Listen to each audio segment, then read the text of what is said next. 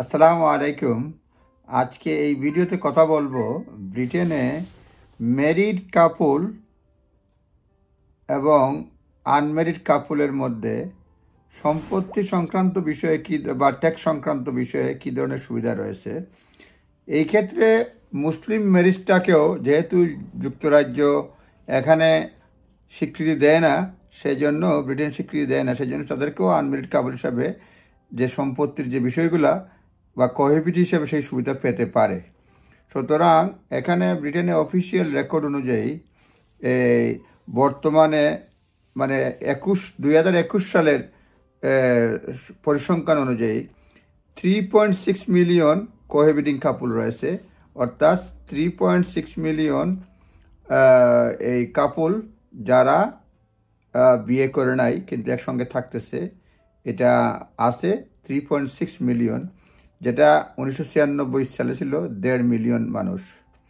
এখানে যেটা হয়েছে যে প্রপোর্শন অফ মানে যেটা বেনিফিট রয়েছে বিশেষ ক্ষেত্রে যারা ম্যারিড কাপল তাদের জন্য সুযোগ সুবিধা একটু বেশি বা সম্পত্তির ক্ষেত্রে when someone dies the first 325,000 pound value of estate can be passed free of inheritance tax।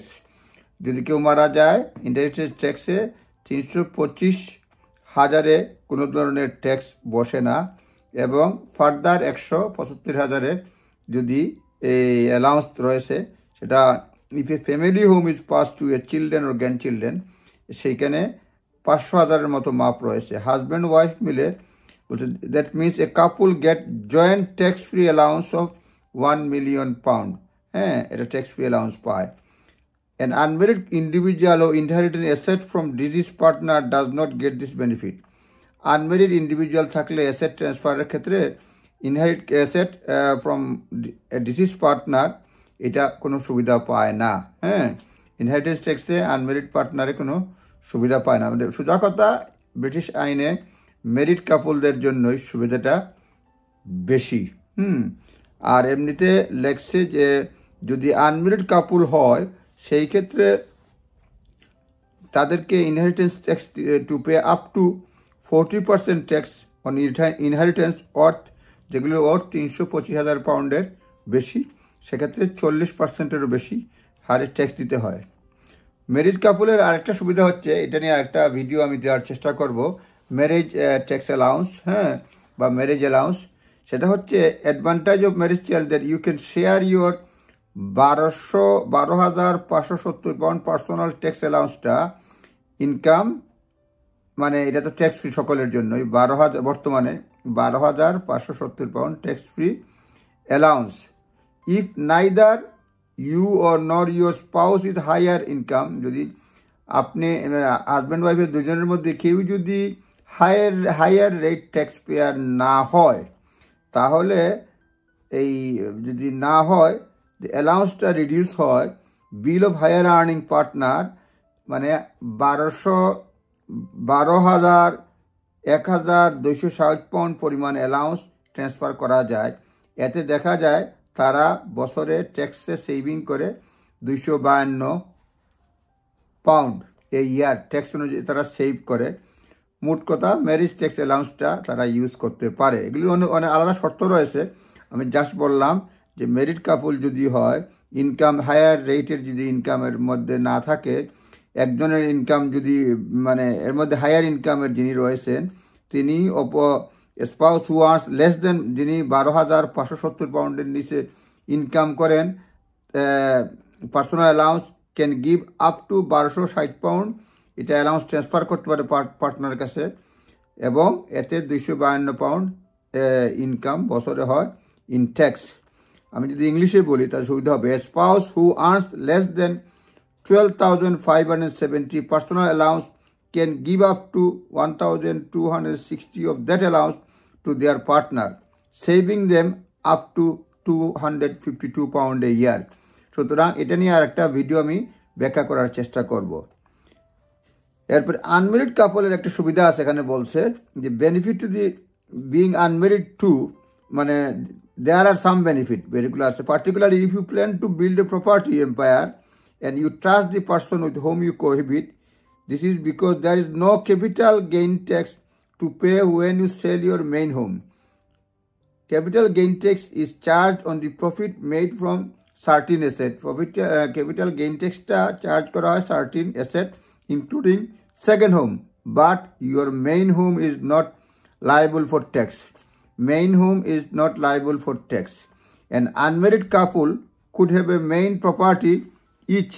Unmarried couple তো দুইজনেরই হইতে পারে মেইন প্রপার্টি, সুতরাং মেইন প্রপার্টি দুইজনের হইতে পারে, কারণ আনমেরিড কাপলের দুইজনের সুবিধাটা পাচ্ছে, কিন্তু যদি ম্যারিড হয় তাহলে দুইজনে মিলে একটা প্রপার্টি থাকে আর কি, মেইন হোম।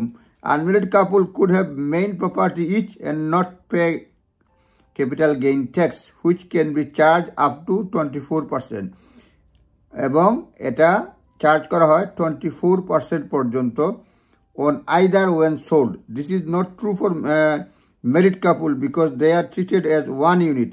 Married couple এর জন্য এই সুবিধাটা নাই, কারণ তাদেরকে ধরে নেওয়া হয় one unit. তারপরে আছে unmarried couples can also avoid a 3% stamp duty surcharge.